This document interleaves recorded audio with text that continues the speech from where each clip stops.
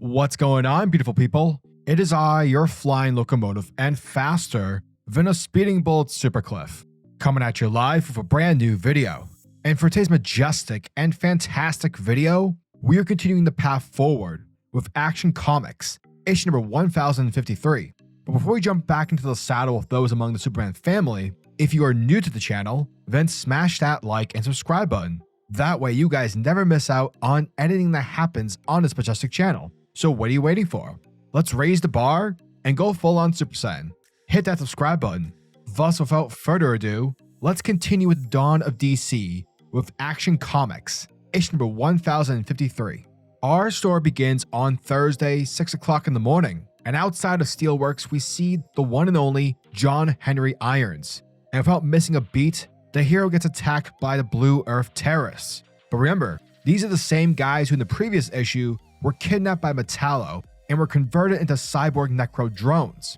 Essentially, Metallo created his own kill squad, his own House of Metallo.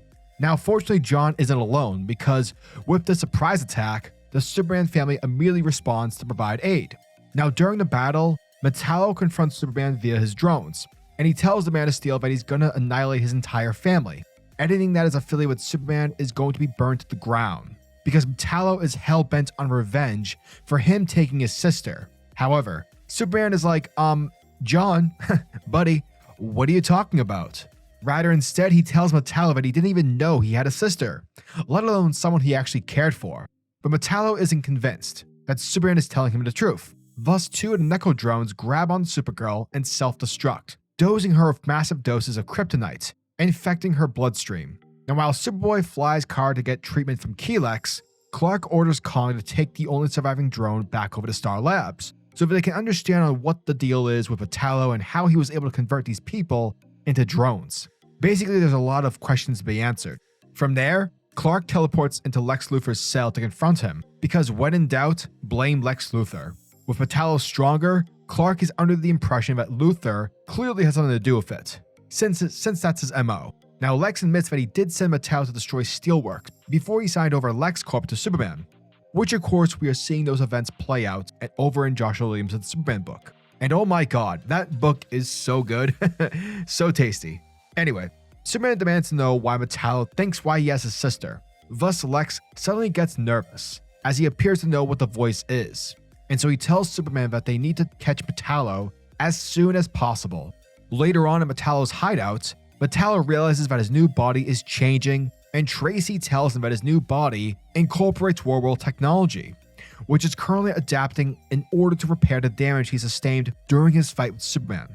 Now here, John reminisces about a time when both him and Tracy were children, and their father forced them to dispose a murder weapon. He remembers the feeling of power that it came from holding a gun for the first time, and so he tells Tracy that he believes that particular moment started his road to becoming who he is now. It wonders if his life could have been different if he had never touched a gun in the first place. When he starts thinking about his father, we see Tracy's clothes start to change into their father's old jacket. Thus, she reveals that she is not the real Tracy, but that she has Tracy imprisoned and tortured somewhere. And thus, the hologram orders him to kill the entire Superman family. And if he doesn't, she will use Metallo's body to murder Tracy, while forcing him to watch in the process.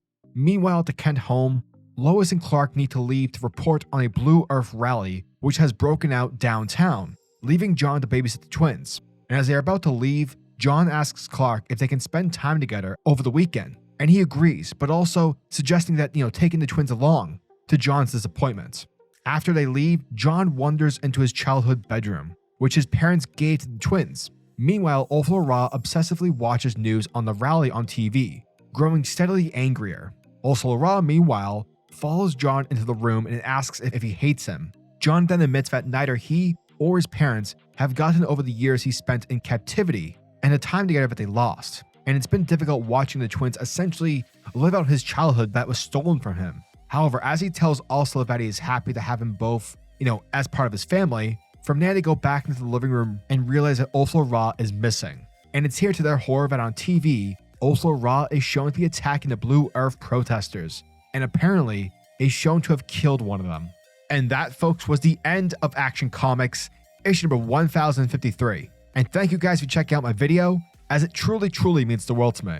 So yeah, we get ourselves another wonderful issue from Philip Kennedy Johnson. What I like about this issue is the mystery surrounding Metallo. Obviously we know why Metallo is doing what he's doing, but there's something sinister happening behind the scenes. Like, where is his sister? And who's the one that's actually responsible for her imprisonment? What started off as a sort of, blackmail job Metallo had to do for Lex is starting to become much, much more. And knowing that Lex isn't responsible for most of what's happening is kind of scary. Is the werewolf tech, affecting Metallo? Is he becoming crazier? It leaves a lot of, interesting questions to be asked. Another thing that I love about this issue is how Philip Kennedy Johnson has this sly talent when it comes to tying in storylines across his tenure on Action Comics. The way in which he does it is fantastic. It never feels too long or too slow. It always comes across as organic and natural. Essentially, it feels cohesive, and that's something I feel that a lot of writers currently are not showing in their work. So it's nice seeing that this is being implemented within Action Comics.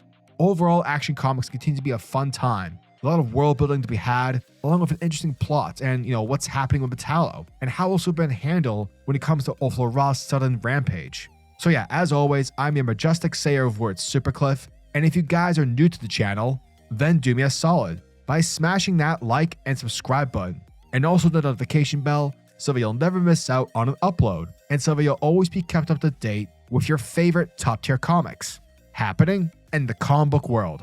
Now tell me, what are your thoughts and opinions on this issue? Are you guys excited for issue number 1054?